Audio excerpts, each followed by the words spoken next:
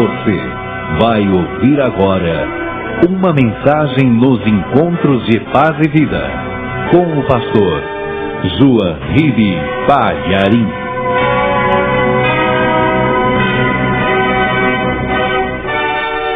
Livro de Êxodo, capítulo 11, versículo 6. E haverá grande clamor em toda a terra do Egito, qual nunca houve semelhante e nunca haverá. Mas contra todos os filhos de Israel, nem ainda um cão moverá a sua língua, desde os homens até aos animais, para que saibais que o Senhor fez diferença entre os egípcios e os israelitas. Há muito tempo atrás, aproximadamente 3.500 anos, dois povos na terra chamavam a atenção do céu. Um era o povo egípcio e o outro era o povo israelita, ou o povo judeu, ou os descendentes de Abraão. O povo egípcio estava liderando o mundo, era a elite do planeta. O Egito tinha se tornado a maior potência econômica e militar da terra. Subjugava todas as nações, vencia todos os povos. O Egito era o país mais próspero do mundo. Os egípcios eram riquíssimos. Os egípcios na época eram os cidadãos do primeiro mundo. Já o outro povo, o povo israelita, era considerado na época a ralé da terra. Era o povo mais pobre, era o povo mais humilde, e eles tinham sido escravizados pelos egípcios. Eles eram considerados como nada. Enquanto os egípcios eram admirados no mundo todo pela cultura, pela civilização, pela inteligência, pelo seu poderio bélico, pelo seu poderio econômico, os judeus, os israelitas, eram considerados abaixo de seres humanos, subdesenvolvidos, subnutridos, um povo estranho. Ninguém admirava os israelitas. Eles eram desprezados por todos os povos da terra. A diferença entre os egípcios e os israelitas não estava só aí, não. Espiritualmente falando, os costumes eram diferentes. Os egípcios, eles acreditavam no Deus Ra,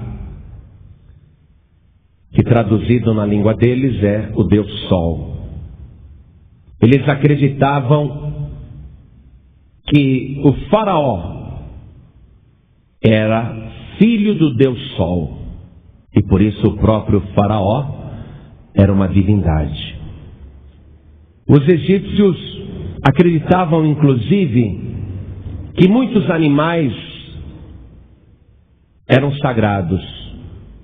Eles consideravam, por exemplo, a rã como um animal sagrado. Eles consideravam o gato como animal sagrado.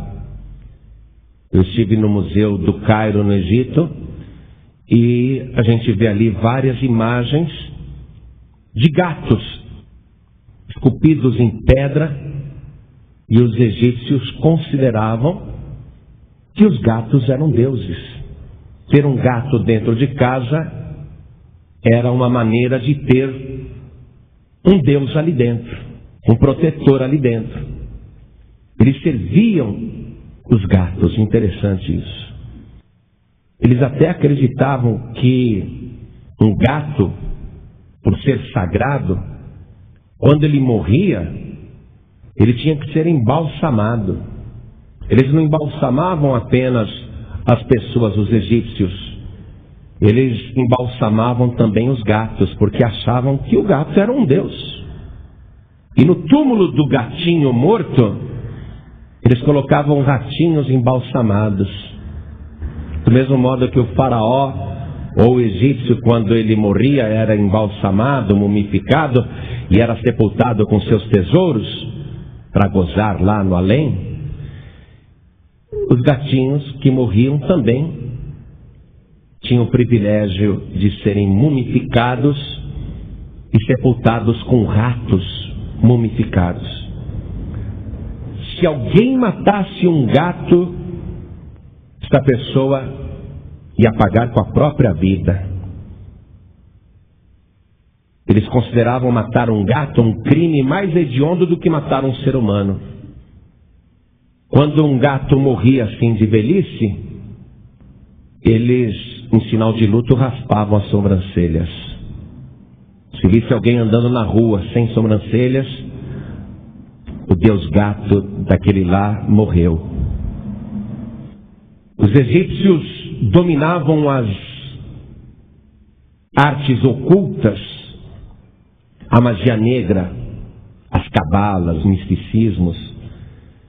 Eles trabalhavam com feitiçaria e inclusive se dedicavam à astrologia, porque acreditavam que os astros tinham influência sobre a vida das pessoas. Tanto é que o maior Deus que eles acreditavam era o Deus Ra, o Deus Sol. Já o outro povo, aquele povo mais desprezado, aquele povo mais rejeitado, o povo israelita, descendente de Abraão, este povo acreditava no Deus de Abraão, um Deus estranho, porque ninguém podia ver. Os deuses egípcios eram visíveis, porque eles estavam sempre representados ou através de criaturas ou através de ídolos. E às vezes até através de objetos ou fenômenos da natureza. Por exemplo, os egípcios acreditavam que o rio Nilo era sagrado, portanto um deus também, porque a vida do Egito dependia do rio Nilo.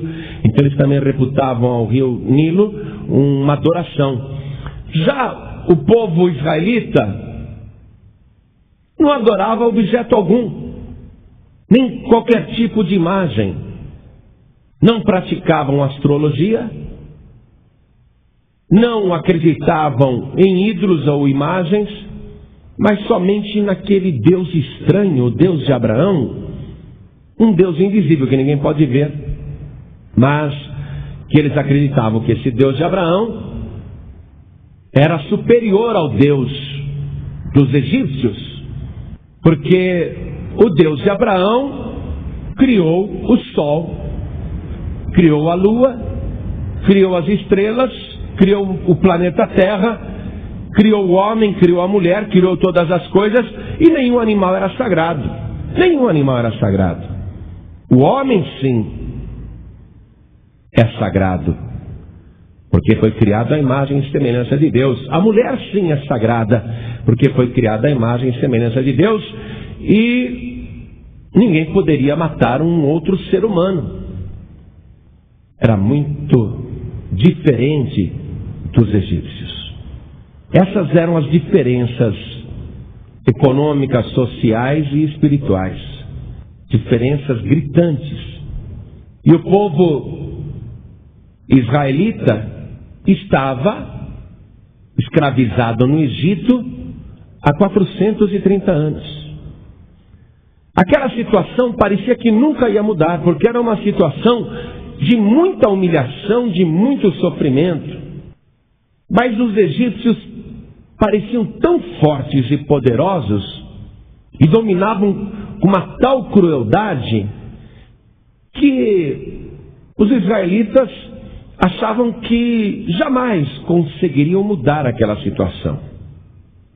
Foi aí que todos os israelitas, gemendo de sofrimento e com muitas lágrimas, começaram a clamar ao Deus de Abraão o primeiro antepassado do povo judeu, e eles começaram a pedir ao Deus de Abraão: Deus verdadeiro, Criador dos céus e da terra, possuidor de todas as coisas, nós somos descendentes de Abraão, teu amigo, aquele que viveu pela fé, o primeiro que acreditou em ti, o Deus invisível. Veja a situação da semente de Abraão, veja o nosso sofrimento, a nossa dor, a nossa necessidade, a nossa humilhação, veja como nós estamos sofrendo. E nós sabemos que estamos sofrendo assim por causa dos nossos pecados. Ó Deus de Abraão, Deus do nosso pai Abraão, perdoa os nossos pecados e nos livre desse sofrimento. E eles começaram a levantar esse clamor, a orar sem parar, pedindo perdão a Deus e pedindo o fim da escravidão, o fim do sofrimento. Deus, o Deus de Abraão, então, ele vai descer à terra e vai chamar um homem para conduzir a libertação do povo israelita. E o nome desse homem era Moisés. Deus vai enviá-lo com grande poder e autoridade para realizar uma série de sinais, prodígios e maravilhas para convencer o faraó a deixar o povo ir embora. A primeira apresentação de Moisés é amigável. Olha, eu estou aqui em nome de Deus e vim dizer que o Deus Todo-Poderoso te deu ordem para deixar o povo de Israel ir embora. O faraó não quis saber, amigavelmente, deu risada e disse: Moisés, saia daqui, o povo não vai embora coisa nenhuma. Moisés agora vai realizar alguns sinais amigáveis ali na frente do faraó, para ver se convence numa boa que realmente ele está vindo em nome de Deus, do Deus verdadeiro, para livrar o povo do sofrimento. E ali ele transforma a sua vara numa serpente. Mas o faraó e os mágicos do Egito, que dominavam o ocultismo, trouxeram varas e transformaram também as suas varas em serpentes, e as serpentes egípcias começaram a lutar contra a serpente de Moisés. O faraó falou: transforma a vara em serpente, isso daí meus mágicos também fazem, Moisés. Isso não é um grande truque. Só que aí a cobra que Moisés tinha transformado começou a devorar as cobras egípcias. Mas mesmo assim o faraó não quis saber. Deus disse para Moisés: nós vamos ter que agir com mais rigor. Vamos ter que mandar pragas. E Deus vai começar a agir contra os símbolos sagrados do Egito, começando pelo rio Nilo. Já que eles acreditavam que o rio Nilo era uma espécie de Deus, porque a vida vinha do Nilo, então Moisés vai e fere a água do Egito e transforma tudo aquilo em sangue. O faraó diz: não tem problema, eu tenho estoque de água em casa. E quando ele vai verter a água dos cântaros, também a água vira sangue no derramamento. E Deus vai fazer outras coisas para ferir a fé errada dos egípcios, como por exemplo, fazer com que uma praga de rãs invada o país inteiro e tome conta da nação, inclusive do palácio do faraó, mostrando que a rã não era sagrada. Então Deus vai começar a agir com várias pragas para convencer, para obrigar o faraó a deixar o povo ir embora, sair da escravidão. Mas Deus sabe de antemão que o faraó não vai deixar o povo ir embora. Deus está mostrando aqueles sinais para mostrar a sua glória.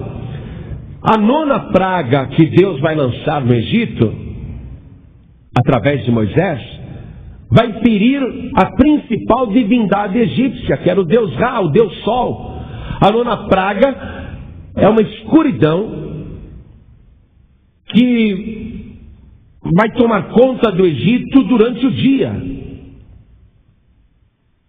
O sol vai se apagar e as trevas serão tão densas que a palavra de Deus diz que elas podiam até ser apalpadas. Uma pessoa não conseguia ver outra à sua frente. Uma escuridão completa para mostrar que o sol não era Deus coisa nenhuma, que era apenas um astro criado por Deus. Deus tirou a glória do sol. Em outras palavras, tirou a glória do Deus Ra. Mas nem isso foi suficiente. Então Deus diz a Moisés: Moisés, o povo continua clamando, o povo continua pedindo um livramento, e eu vou lançar uma última praga no Egito agora, que eu vou mudar essa situação. Eu vou fazer algo acontecer que vai transformar isso completamente, que vai mudar o coração do faraó temporariamente, e ele vai deixar o povo ir. Mas depois ele vai endurecer o coração, e eu vou ter que agir outra vez. Mas eu vou fazer algo agora, Moisés, que vai mostrar a diferença entre o povo egípcio e o povo de Israel, o meu povo particular. Quero que você acompanhe comigo a leitura aqui no livro de Êxodo, capítulo 11, a partir do versículo 1. E o Senhor disse a Moisés: ainda uma praga trarei sobre Faraó e sobre o Egito, depois vos deixará ir daqui. E quando vos deixar ir totalmente, a toda pressa vos lançará daqui. Fala agora aos ouvidos do povo, que cada varão peça ao seu vizinho, e cada mulher à sua vizinha, vasos de prata e vasos de ouro. E o Senhor deu graça ao povo aos olhos dos egípcios.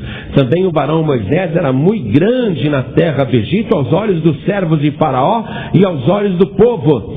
Disse mais Moisés: assim o Senhor tem dito: à meia-noite eu sairei pelo meio do Egito, e todo primogênito na terra do Egito morrerá, desde o primogênito de Faraó, que se assenta com ele sobre o seu trono, até o primogênito da serva que está de trás da mó, e todo o primogênito dos animais. E haverá grande clamor em toda a terra do Egito, qual nunca houve semelhante e nunca haverá. Mas contra todos os filhos de Israel, nem ainda um cão moverá a sua língua, desde os homens até os animais, para que saibais que o Senhor fez diferença entre os egípcios e os israelitas. A razão por que Deus vai usar essa praga extremamente trágica contra o Egito é porque, primeiro, Faraó dizia que ele era filho de Ra, o Deus Sol. Evidentemente, o filho de Faraó também era sagrado. E Deus vai agora destruir mais um símbolo da falsa religião egípcia, que é a figura do Faraó. Deus vai tirar a descendência de Faraó. Eles vão ter que arrumar outra pessoa, porque Deus agora vai ferir o primogênito, isso é, o filho mais velho de Faraó. Inclusive, todos os filhos mais velhos dos egípcios irão morrer, e até as crias, os primogênitos dos animais. Até o animal, a cria mais velha, vai morrer naquela praga. E Deus diz: só que com o povo de Israel, mas nenhum cão vai mover a sua língua, quer dizer, nem para dar um ganido de dor, não vai acontecer nada, nem com os animais dos israelitas, do meu povo. E Deus disse essa palavra para afirmar que Ele vai estabelecer uma diferença entre quem o serve, quem é dele, e quem não o serve, quem não é dele. Para aqueles que o servem, proteção. Não somente para as pessoas que o servem, mas até para aquilo que a pessoa tem. E para aqueles que não o servem, que servem falsos deuses ou falsas religiões, haverá um sofrimento muito grande, muito lamento, muita dor, muito luto, inclusive sem qualquer proteção para a sua casa ou até para as suas crias, para os seus animais. Deus disse que ia fazer isso.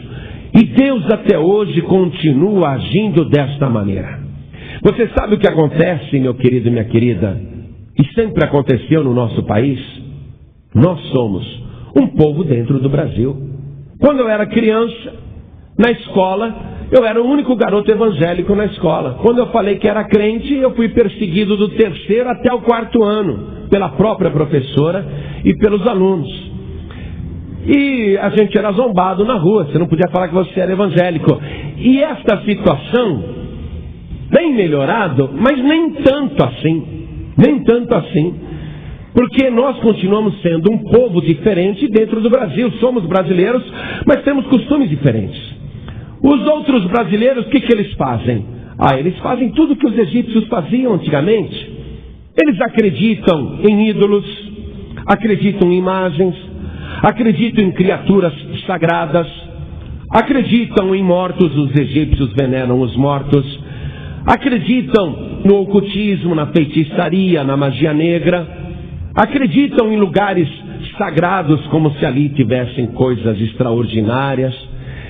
As pessoas que estão no Brasil, os outros brasileiros aqui, praticam astrologia, consultam o horóscopo todo dia, analisam previsões dos astros para o ano que vem ou para qualquer ano que vai começar, sempre estão consultando os astros, vivem no ocultismo e são em grande número, como os egípcios também eram.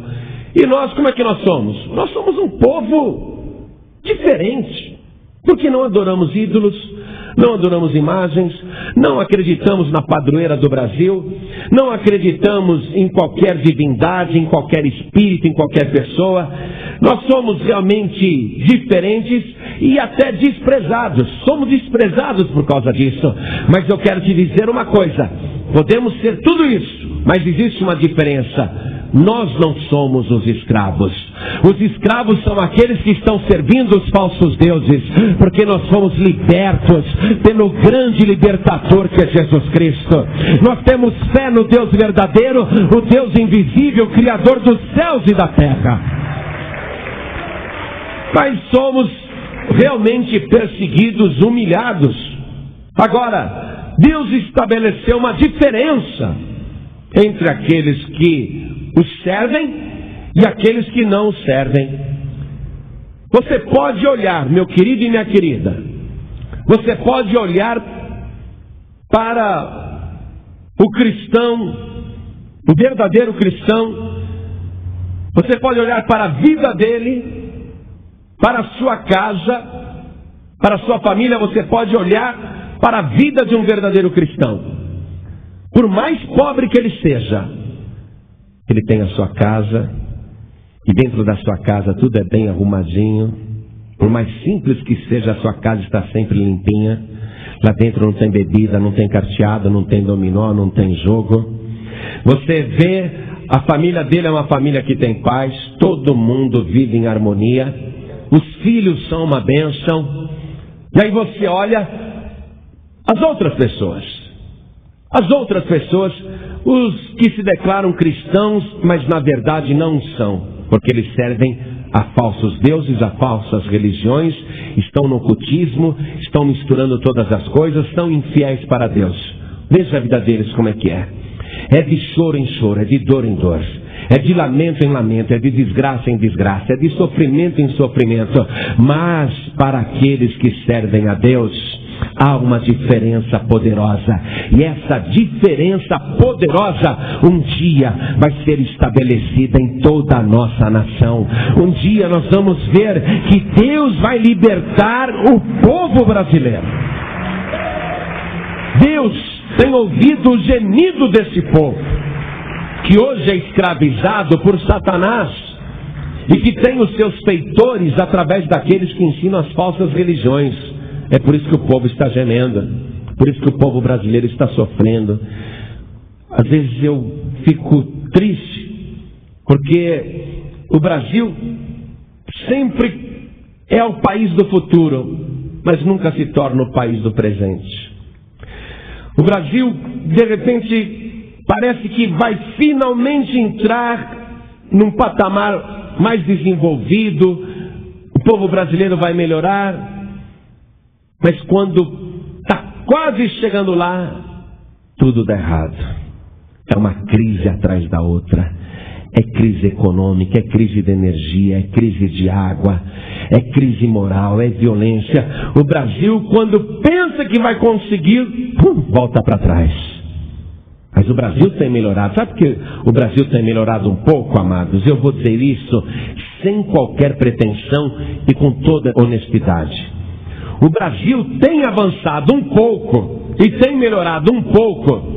Não é por mérito dos políticos, porque a maioria está fazendo sacrifícios de animais nos porões das suas mansões, estão indo para terreiros durante a madrugada, estão praticando trabalhos de feitiçaria.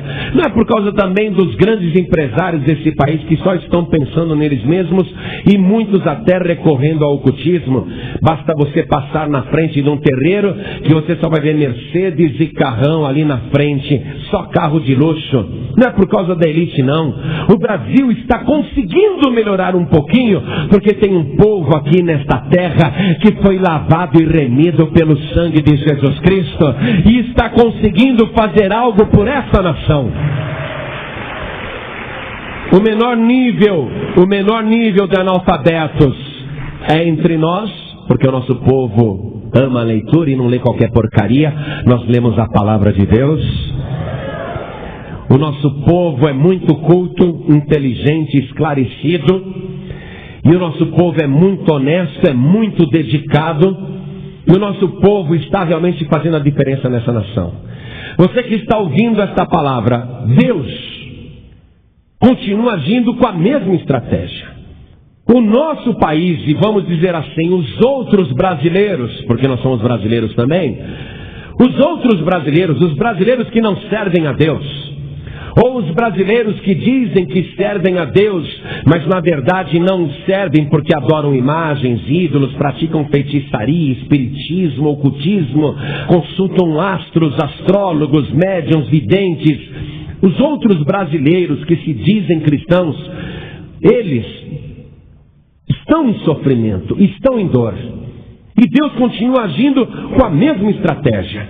Você que hoje está aqui, preste atenção, servindo a Deus, adorando a Deus, ouvindo a palavra de Deus, Deus vai te usar para fazer a diferença nesta nação, para que o resto dos brasileiros olhem para a tua vida e vejam que você é diferente, que a tua vida é abençoada, que você tem saúde, que você tem paz, porque você serve o único e verdadeiro Deus e o seu Filho Jesus Cristo. O resto do Brasil vai ver e vai se converter. Deus vai usar essa estratégia para transformar o nosso país. Deus falou: Moisés, eu vou fazer isso agora. Vai ser uma diferença muito forte, uma diferença muito grande.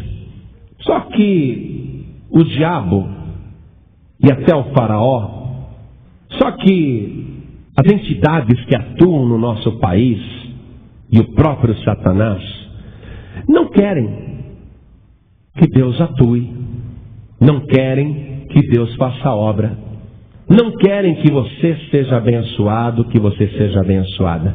E Deus sabe disso. Mas Deus tem uma resposta para você, que às vezes se preocupa: o diabo está bravo comigo. Deus tem uma resposta para você que diz: me perseguem na firma, na escola e na vizinhança, na minha família e na minha parentela, porque eu digo que eu sou de Deus, do único Deus. Deus sabe que eles te perseguem, Deus sabe que eles te oprimem, e Deus sabe que eles zombam de você, mas Deus tem uma palavra para você e uma palavra para o diabo. A palavra está aqui no versículo 9. O Senhor dissera a Moisés: Faraó não vos ouvirá, para que as minhas maravilhas se multipliquem na terra do Egito. Sabe o que é isso?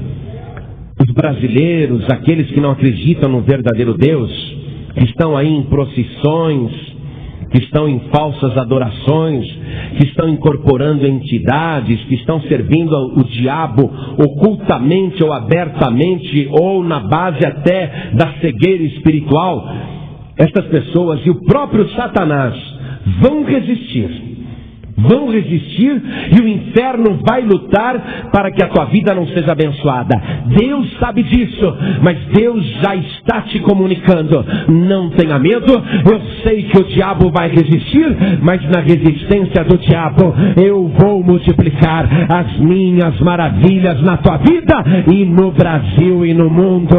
Eu vou multiplicar as minhas obras e transformar esta nação na resistência de Satanás.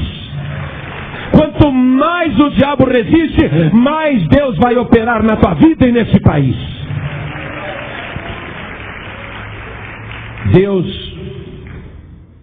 para fazer a obra de diferença, para que não seja apenas uma diferença de costume, para que não seja apenas uma diferença cultural, para que não seja apenas uma diferença social, Deus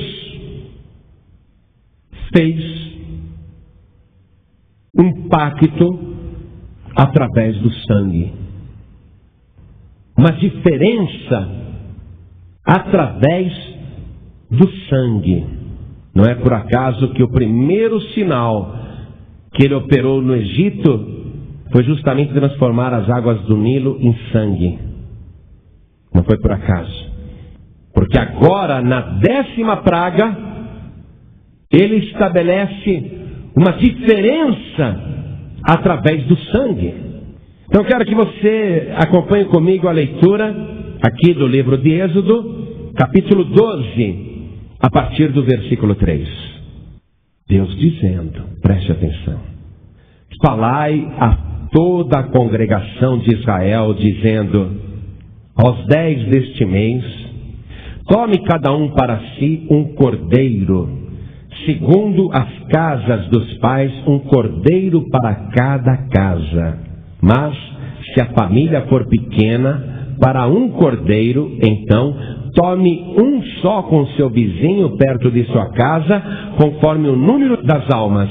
Conforme o comer de cada um, fareis a conta para o cordeiro. O cordeiro ou cabrito será sem mácula, um macho de 1 ano, o qual tomareis das ovelhas ou das cabras, e o guardareis até o 14º dia deste mês. E todo o ajuntamento da congregação de Israel o sacrificará à tarde. E tomarão do sangue e pô-lo-ão em ambas as obreiras e na verga da porta, nas casas em que o comerem. Versículo 13: e aquele sangue vos será por sinal nas casas em que estiverdes. Vendo eu sangue, passarei por cima de vós, e não haverá entre vós praga de mortandade, quando eu ferir a terra do Egito. Então Deus está dizendo: Moisés, vai avisar agora todo o povo. E não foi fácil para Moisés, juntamente com Arão, avisar todo o povo, porque não tinha telefone, não tinha rádio, não tinha televisão, não tinha correio. Nós sabemos que a população de Israel que está escravizada no Egito é muito grande. Só homens adultos são 600 mil. Imagine avisar 600 mil homens, fora as mulheres e as crianças, e fazer com que cada casa, cada família pegue um cordeiro sem defeito, um cordeiro perfeito, e separe aquele animal até o 14º dia, e ainda sacrifique esse animal e passe o sangue nos batentes da porta. Vai ser uma operação extremamente complicada, trabalhosa, não foi feita num dia. Para realizar esta tarefa, Deus sabe que Moisés precisa de tempo e o povo também. Por que é trabalhoso? Porque não basta pegar um cordeiro qualquer que tem lá no rebanho, vamos degolar esse daqui e vamos passar o sangue dele na porta. Opa!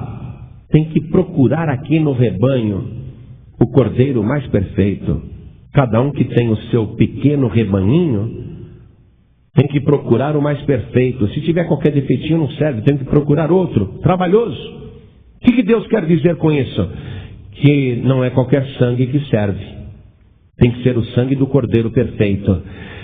E o sangue tem que ser passado no batente da porta, através do ramo de uma planta chamado hisopo, que seria então aquele ramo molhado no sangue do Cordeiro perfeito e passado no batente da porta, como se estivesse pintando de vermelho o batente das portas de todas as casas dos filhos de Israel que estavam no Egito. Uma operação trabalhosa, começando pela dificuldade de explicar isso para todo mundo, e depois eles crendo naquilo para fazer conforme o que Deus está mandando. Não pense você que Deus falou: Moisés, manda fazer isso, bom, aconteceu tudo no mesmo dia. Deus falou: fala para os filhos de Israel fazerem isso daí. Veja o versículo 3. Aos 10 deste mês, tome cada um para si um cordeiro. Aos 10 deste mês. Veja que no versículo 6, e guardareis o cordeiro até ao 14º dia deste mês. Só entre aí já foi 4 dias. Só entre a separação do cordeiro, que teria que ser feita no dia 10, quer dizer que até o dia 10 daquele mês, o cordeiro perfeito tinha que estar separado. E teria que guardar esse cordeiro até o 14º dia para ir sacrificá-lo, à tarde. Aí todo o sangue que fosse tomado deveria servir como uma espécie de tinta para banhar os batentes das portas. E tinha que ser com o ramo daquela planta que Deus tinha mandado. Então era uma operação realmente trabalhosa e demandou dias. Custou tempo, custou esforço. Veja, você que quer uma bênção de libertação, você que quer uma bênção de diferença na sua vida, isso exige um esforço. O que eu estou fazendo aqui? Tendo o trabalho de comunicar a você a palavra. Olha só. Assim como Moisés teve que levar esta palavra para o povo, para 600 mil homens, fora mulheres e crianças, dizendo: vocês têm que pegar um cordeiro perfeito. Vocês têm que guardar esse cordeiro até o 14º dia. Sacrificar, recolher o sangue. Pegar o sangue e espargir com um ramo de hisopo e banhar as ombreiras da porta. E vocês têm que fazer isso porque Deus vai entrar destruindo todos os primogênitos. A casa que não tiver o sangue, o primogênito, o filho mais velho, vai morrer, inclusive dos animais. Mas a casa que tiver sangue, então ali a morte não entrará e ninguém morrerá. Então, operação complicada. Olha só, teve que perder tempo, não apenas comunicando, porque as pessoas não são robô. Você não chega e não aperta um botão na pessoa e ela vai fazer o que você está falando. E Deus não nos trata como robô também. Deus não aperta um botão e pronto, a gente vai fazendo o que Ele está mandando. Deus tem o trabalho de falar. Falar com Moisés, faz assim, agora Moisés vai lá e fala com o povo. Explica para o povo, prega para o povo. Você está compreendendo isso? É uma operação trabalhosa. Agora, há detalhes na operação que demandam esforço de quem está ouvindo, que demandam fé. Porque quem não acredita, eu não vou perder tempo procurando um cordeirinho aí, perfeito, matar o bichinho no 14º dia e depois pintar o batente da porta de sangue. Eu não vou perder. Para quê? O que isso vai mudar a minha vida? O que isso vai refletir nesse destino cruel que nós herdamos? Somos escravos há anos e anos, há centenas de anos somos escravos. Não vou fazer nada disso. Se a pessoa não tem fé, não vai fazer. Então, a pregação de Moisés tinha que criar fé. O que eu estou querendo fazer com vocês aqui? Criar fé no teu coração. Dá trabalho. Porque não adianta falar, faça assim, simplesmente. Por que vou fazer assim? Além de eu explicar por que você vai fazer assim, você tem que acreditar. Você tem que colocar a fé que se fizer assim, a coisa vai dar certa. Olha só, essa operação aqui que eles estão fazendo, vai demandar 7 dias. Eu quero que você veja comigo que Deus vai estabelecer, inclusive como costume, que eles repitam aquela operação todo ano, em comemoração. Porque na primeira vez que aconteceu, eles trabalharam 7 dias, se esforçaram 7 dias, fizeram toda aquela preparação 7 dias. Versículo 15, Êxodo capítulo 12, versículo 15. 7 dias comereis pães asmos, Ao primeiro dia tirareis o fermento das vossas casas, porque qualquer que comer pão levedado desde o primeiro até o 7º dia, aquela alma será cortada de Israel. Espiritualmente falando, o que era retirar o fermento da casa? Na Bíblia, o fermento é o símbolo do pecado. Tirar o pecado. Olha só, uma coisa profunda, complicada. E 7 dias de preparação. Não foi assim: ô Moisés, manda lá o povo pintar o batente da porta com sangue de um cordeiro e eu vou libertar, a morte não vai entrar. Não, o povo teve que acreditar, teve que ouvir, teve que procurar a coisa, se esforçar. Cadê o cordeiro perfeito? Deus quer um cordeiro perfeito. Eu não posso dar aquele lá que tem defeito. Não pode ser aquele outro cordeiro, tem que ser o perfeito. Eu tenho que passar esse sangue no batente. Eu tenho que acreditar. Eu tenho que fazer isso no dia que Deus mandou. Eu tenho que seguir esses passos que Deus está dando. Você compreende isso? Então olha aqui, 7 dias. 7 dias. Quando as coisas acontecem na palavra de Deus, tudo tem um significado.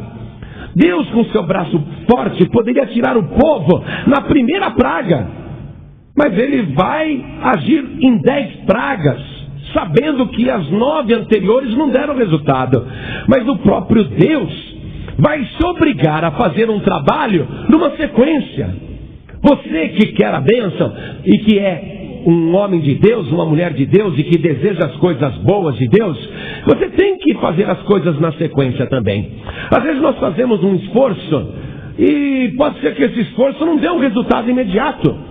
Deus teve o trabalho de mandar 9 pragas no Egito, que apenas testificaram como um sinal poderoso, mas que não produziram o resultado que era a libertação do povo de Israel do Egito. Você está compreendendo isso? Então olha, o próprio Deus faz um esforço, sabendo que vai ter que fazer depois o 10º esforço. Por que ele não começou pelo 10º? Ele começou pelo primeiro esforço. E o povo, igualmente, tem que fazer um esforço. Não é você falar assim: vou lá na igreja, o pastor vai orar, se não resolver nada não volto nunca mais. Não, você vai voltar, você vai se esforçar, você vai fazer o que Deus está mandando, porque a vitória é sua, não porque eu estou prometendo, mas porque o próprio Deus está dizendo: eu farei isso na tua vida. Se você se esforçar, se você me buscar, eu vou fazer isso na tua vida. Não adianta a pessoa ser acomodada. Pastor João Ribeiro, eu tenho que ir embora. Está aqui o meu pedido de oração. Ora por mim, viu, pastor? Vou até orar, mas eu duvido que Deus vai fazer grande coisa pela sua vida. Sabe por quê? Porque você não quer fazer as etapas. Você não quer se esforçar. O próprio Deus se esforça. O próprio Deus se esforça. E a pessoa quer tudo de mão beijada. Gente, nós temos que lutar pelas coisas. E tem que fazer de acordo com o que Deus está falando. Não adianta nada você se apegar com a Aparecida, com Maria, com Pedro, com Tiago, com João, com Expedito, com Benedito, com Tadeu, com a Iemanjá. Não adianta você se apegar com a Nossa Senhora Desatadora dos Nós, ou com qualquer outro que apareça aí e digam para você que é bom. Pode esquecer os guias, os médiuns, os espíritos. Nenhum deles vai poder resolver o teu problema. Você tem que fazer do jeito que Deus está mandando. E o jeito de Deus passa através do esforço e através do sangue do Cordeiro, que é o nosso Senhor e Salvador Jesus Cristo. Jesus Cristo é o Cordeiro perfeito.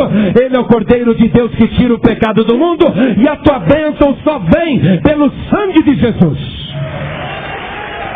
O sangue de Pedro não presta. O sangue de Paulo não presta. Foram homens de Deus, foram uma bênção, mas aquele sangue não presta. Porque o único sangue do Cordeiro é o sangue de Jesus Cristo.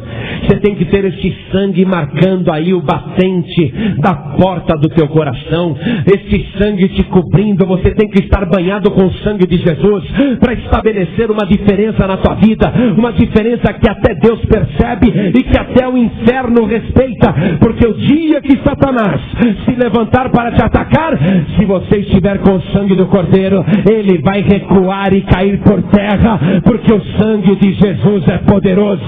É o sangue que o diabo respeita, é o sangue do Cordeiro. O diabo tem que ver o sinal da diferença na tua vida, o sinal do sangue de Jesus. Eu duvido que o diabo pode me matar. E eu duvido que o diabo possa matar qualquer pessoa que está banhada pelo sangue de Jesus. já me deram um tiro, eu vou dar um tiro em você. Eu falei, você está maluco, não vai dar tiro coisa nenhuma. E o assaltante apertou o gatilho, eu não vi nada, pensei, a arma falhou. Quando a polícia chegou, a polícia olhou no chão, estava a bala caída no chão. Nenhuma ferramenta preparada contra ti prosperará, porque você está coberto pelo sangue de Jesus. A morte e o inferno não podem te tocar, ninguém pode te destruir. Você é protegido de Deus. Deus faz diferença entre aquele que o serve e aquele que não o serve. Eu quero mostrar para você, apesar que muitos conhecem, mas como o nosso país está mergulhado em trevas, em escuridão, como o nosso país muitos não leem e muitos não sabem, e é impressionante a falta de conhecimento espiritual. Basta você ver os costumes no Brasil, até da elite, que deveria ser esclarecida, que deveria conhecer a palavra de Deus. Nós precisamos mostrar as coisas detalhadamente. Dá trabalho, tem que explicar, dá trabalho. Tem que mostrar detalhadamente.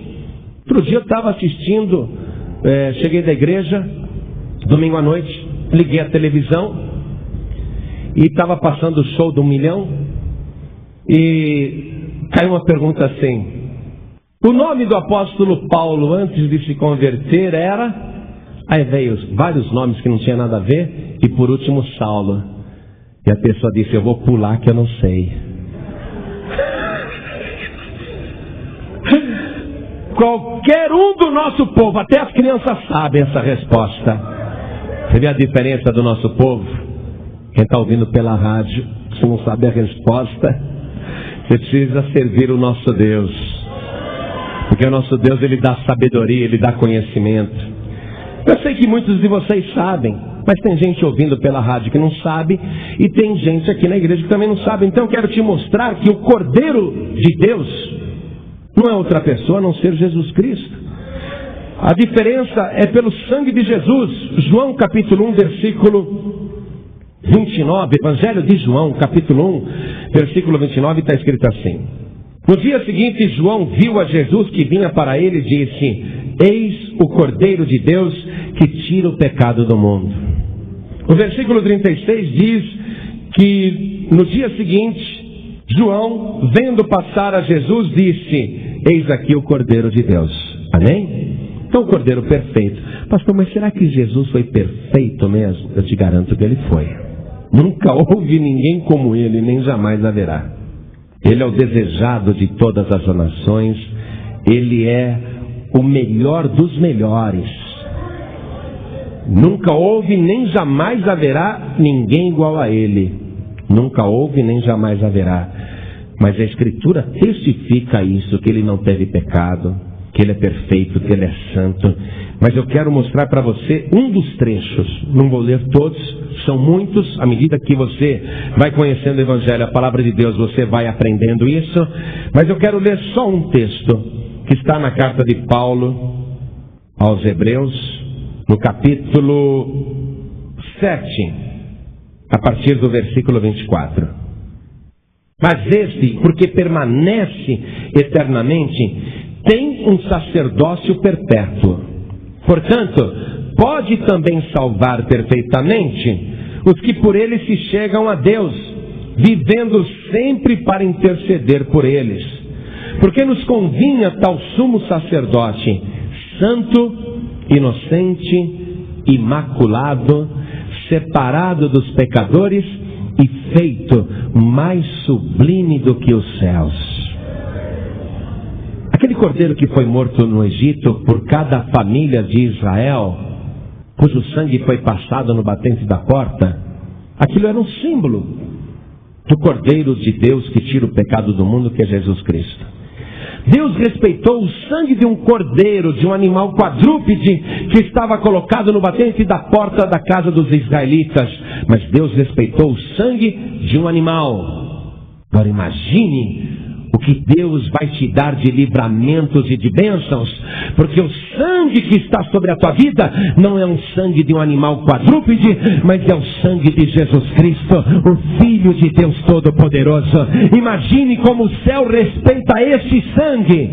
E olha só, o sangue lá no Egito era o sangue de um cordeiro morto, mas o nosso cordeiro, Jesus Cristo, não é o sangue de um cordeiro morto. Ele disse: eu sou o alfa e o ômega, o primeiro e o último, aquele que vive. Fui morto, mas eis aqui, estou vivo para sempre e tenho nas mãos as chaves da morte e as chaves do inferno. Não há ninguém semelhante a Jesus Cristo. Só Ele é santo, inocente, imaculado, separado dos pecadores e feito mais sublime do que os céus. Mas pastor, aí não fala que Ele era perfeito. Vamos continuar lendo? Versículo 27. Estou na carta de Paulo aos Hebreus, capítulo 7, versículo 27. Que não necessitasse, como sumos sacerdotes, de oferecer cada dia sacrifícios, primeiramente para os seus próprios pecados e depois pelos do povo, porque isso fez ele uma vez, oferecendo-se a si mesmo. Porque a lei constitui sumos sacerdotes a homens fracos, mas a palavra do juramento, que veio depois da lei, constitui ao Filho perfeito para sempre. Um cordeiro sem defeito, um cordeiro perfeito é Jesus Cristo. Se você quer uma diferença na tua vida, a diferença tem que ser estabelecida pelo sangue de Jesus. Quando alguém tentar pesquisar esta diferença, vai perceber a diferença. Por quê? Porque eu não quero saber de Iemanjá, eu não quero saber de Aparecida, eu não quero saber de padroeiros e padroeiras, eu não quero saber de entidades e de espíritos, eu não quero saber de Buda, de Maomé ou de seja lá quem for. Eu não quero saber de Kardec, não quero saber de nada disso, nem de astrologia, nem de feitiçaria, nem de ocultismo, nem de gnomos. Eu não quero saber nada disso. Por quê? O que você acredita? A minha fé é diferente da sua. Eu só acredito em Jesus Cristo, o Filho de Deus Todo-Poderoso. Essa diferença tem que estar na tua vida. Você está compreendendo? Olha, faça 100 Ave Marias. Desculpe, mas eu não vou fazer. Nem 100, nem 10, nenhuma. Por quê? Porque o meu Senhor Jesus disse para eu ter fé em Deus, e tudo aquilo que eu pedir ao Pai no nome dEle, crendo eu recebo. Eu não oro em nome de ninguém mais, só em nome de Jesus. Você está compreendendo a diferença? Como é que você se torna diferente do restante do mundo? Quando o mundo está condenado e você está salvo. Quando você passou da morte para a vida, essa é a diferença. Quando a sua vida é uma bênção e tudo que você põe a mão se torna também uma bênção. Tudo que você faz é abençoado por Deus. As bênçãos correm atrás de você. Onde você está, a bênção corre atrás de você. Você recebe bênção sem medida, porque há uma diferença na tua vida. O sangue de Jesus. É através desta diferença do sangue do Cordeiro que Deus libertou o povo do Egito e que Deus vai fazer esta obra tremenda, essa transformação poderosa. Volte comigo no livro de Êxodo, capítulo 12. Eu quero ler com você a partir do versículo 29. Acompanhe comigo. E aconteceu. O povo fez o que Deus mandou. Durante 7 dias, uma operação complicada que demorou 7 dias, o povo fez porque acreditava que ia acontecer. Fé. Fé em primeiro lugar. Você está compreendendo? Fé. Você tem que fazer. Não adianta pegar ouvir uma vez e deixar para lá. Você tem que fazer a tua parte. Depois de ouvir, tem que entrar em ação. Os israelitas fizeram tudo o que Deus mandou. E aquela estratégia de libertação, de transformação, de mudança, de livramento. Aquela estratégia demandou esforço durante 7 dias. Só que durante aqueles 7 dias, nada tinha acontecido ainda. Vai acontecer no 7º dia. Olha só. O que eles querem é libertação da escravidão, dignidade, transformação, uma pátria, um lar, uma terra que mana leite e mel. Eles querem ser cidadãos dos céus, eles querem ser cidadãos de Deus, eles querem uma vida transformada, eles querem uma vida digna, sem açoites, sem humilhação, sem desprezo, uma vida de vitória. Eles fazem aqueles 7 dias, sendo que naqueles 7 dias nada aconteceu. Olha só. Mas eles tinham fé que ia acontecer. Por isso que aqui, a palavra, no versículo 29, diz: e aconteceu. Amém, igreja?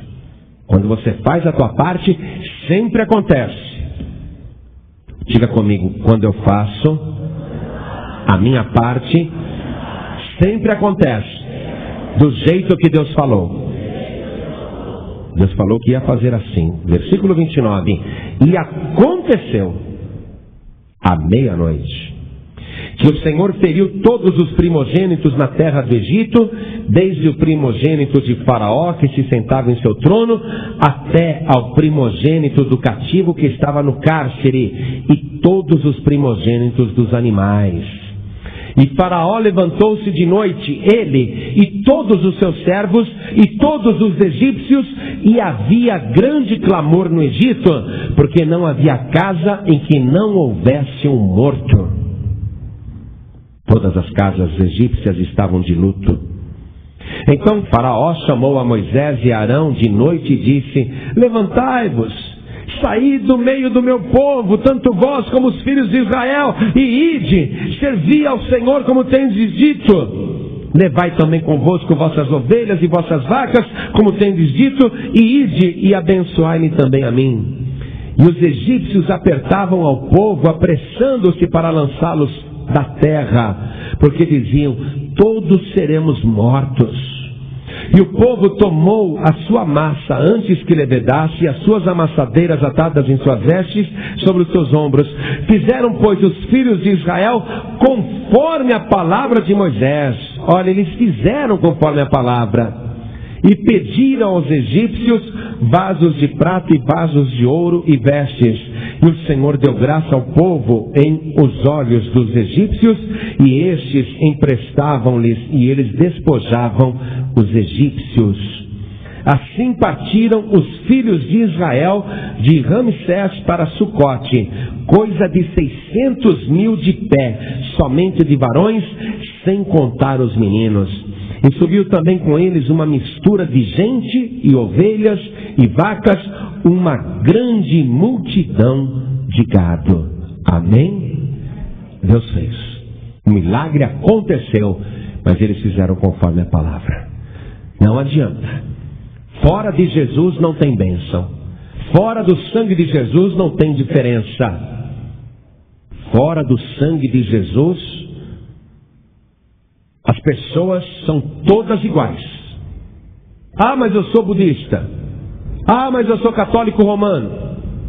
Ah, mas eu sou kardecista. Pode tirar os títulos. Fora do sangue de Jesus, o resto é tudo igual. A diferença só está no sangue de Jesus Cristo. Amém? É o sangue de Jesus que faz a diferença. Por isso que quando a gente diz: quem quer receber Jesus Cristo como único, suficiente e exclusivo Salvador? Nós estamos querendo dizer: quem quer o Cordeiro de Deus que tira o pecado do mundo com seu sangue inocente? E a pessoa que diz: eu quero, ela se banha com o sangue de Jesus Cristo. Você que quer a diferença do sangue de Jesus na tua vida, a diferença do sangue, do verdadeiro sangue, do único sangue que Deus aceita. Não adianta chegar com sangue estranho ali para Deus, ou com fé estranha, ou com religião estranha. Deus não recebe, Deus não aceita. Deus não quis papo com o Deus de Faraó.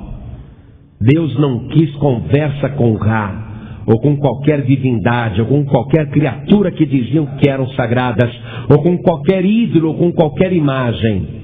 Não adianta. Não tem acordo. Deus só respeita o sangue de Jesus Cristo, o sangue do seu Filho. Você é pecador, você é pecadora. Nós somos bem inferiores a Cristo, não resta dúvida. Por mais que a gente tente ser perfeito, nós somos realmente uma ralé. Essa que é a verdade. Mas quando Deus olha para nós, Ele não vê nós pela ótica que realmente somos. Quando você tem o sangue de Jesus na tua vida te cobrindo, Deus olha para você através do filtro do sangue de Jesus. E através do sangue de Jesus, que é santo, Deus também te vê santo. Compreende isso? Se você não tiver o sangue de Jesus te cobrindo, você está perdido, está perdida. A morte vai te tocar, o inferno vai te alcançar. Você vai perder tudo. Mas se você tiver o sangue de Jesus, então você está livre da morte, está livre do inferno, está livre da condenação. Mas o sangue de Jesus tem que estar te cobrindo. Quando a gente pergunta quem quer o sangue de Jesus, nós estamos dizendo quem está declarando que Jesus Cristo é o seu único, suficiente e exclusivo Salvador. Quando você fala, eu quero o sangue de Jesus, você tem que rejeitar todas as outras religiões, divindades, ídolos, imagens, padroeiros e padroeiras. Porque não dá para você falar que tem a cobertura do sangue de Jesus e continua se prostrando na frente de imagens ou reverenciando ídolos, ou achando que um pedaço de barro esculpido ou de madeira esculpida pode ter qualquer poder ou ser algo sagrado. Não dá, não dá.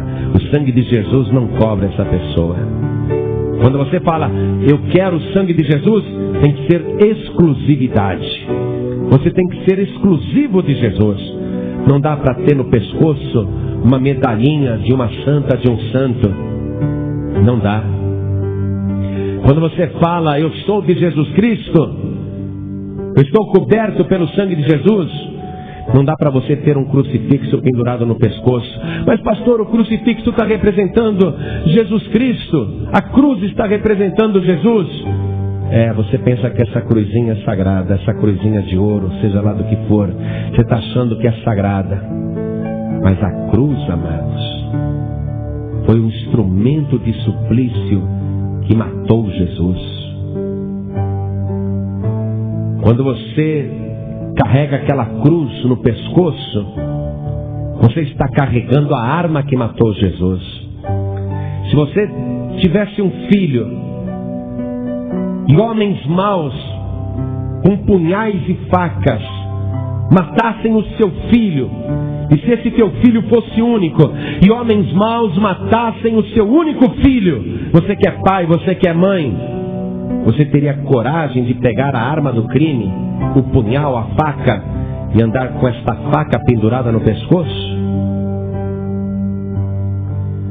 Se você tivesse um único filho bom, uma bênção, uma pessoa que não faz mal para ninguém, uma criatura maravilhosa, o teu orgulho, e homens maus com um revólver dessem um tiro e matassem o teu filho e largassem a arma do crime ali, você teria coragem de pegar aquele revólver e pendurar no seu pescoço? Você não pode ter nenhum material que julgue sagrado, porque aí você vai se fazer igual aos egípcios. E Deus pôs a diferença entre quem o serve e quem não o serve. Você não pode ficar carregando na tua carteira um patuá com oração de não sei para qual escrava. Já viveu no passado, morreu, coitada. Foi infeliz, não pôde se livrar a si mesma, morreu em sofrimento, e você está aí com essa oraçãozinha no patuá. Puxa, será que você não abre os olhos? Não, será que você não entende? Você está ouvindo a palavra de Deus. Só existe uma diferença possível entre quem serve a Deus e quem não serve. E esta diferença é através do sangue de Jesus. Quando você diz, eu quero só o sangue de Jesus na minha vida. Eu só vou acreditar nesse Deus invisível, poderoso, Criador dos céus e da terra e de todas as coisas. E vou chegar a esse Deus através do sangue do Cordeiro que é Jesus, porque eu sou pecador, mas o sangue de Jesus me purifica de todo pecado. E eu só vou crer no Espírito Santo de Deus. Eu não vou querer nenhum outro Espírito, nenhuma outra entidade. Só o Espírito Santo de Deus. Só a Santíssima Trindade. Você está entendendo isso? Por isso olhem todos para mim agora. Olhem todos para mim. Você quer esta diferença na tua vida? Eu vou perguntar, quantos aqui querem ser totalmente banhados, da cabeça até os pés, pelo sangue de Jesus Cristo? Levante as suas mãos assim para o alto. Muito bem. Eu vou chamar todos vocês aqui na frente. Todos. Porque nós vamos orar agora. E nunca, nunca, nunca, o sangue de Jesus terá sido derramado sobre a tua vida como a maneira que você está crendo agora. Amém? Porque você já acreditava no sangue de Jesus, ou melhor dizendo, muitos aqui até acreditavam já no sangue de Jesus. Mas agora você vai receber este sangue como a tua cobertura de salvação, como a tua cobertura de proteção, como a tua cobertura eterna diante de Deus. Você vai depender do sangue de Jesus pelo resto da vida.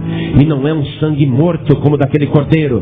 O dono deste sangue está vivo pelos séculos dos séculos. E Ele mesmo vai te cobrir agora com seu sangue precioso. Vem aqui para frente em nome de Jesus. As pessoas que estão ouvindo em casa pela rádio, venham também, se aproximem do rádio. É pela fé. Não disse a você que há um esforço que você tem que se esforçar, tem que se achegar a Deus, tem que servi-lo de coração, tem que colocar realmente a tua vida diante dele, tem que buscá-lo intensamente, tem que obedecê-lo, tem que remover o pecado.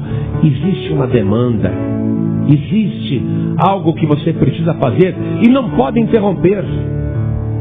Vamos tomar o exemplo de Deus. Deus diz, eu vou tirar o povo meu da escravidão do Egito.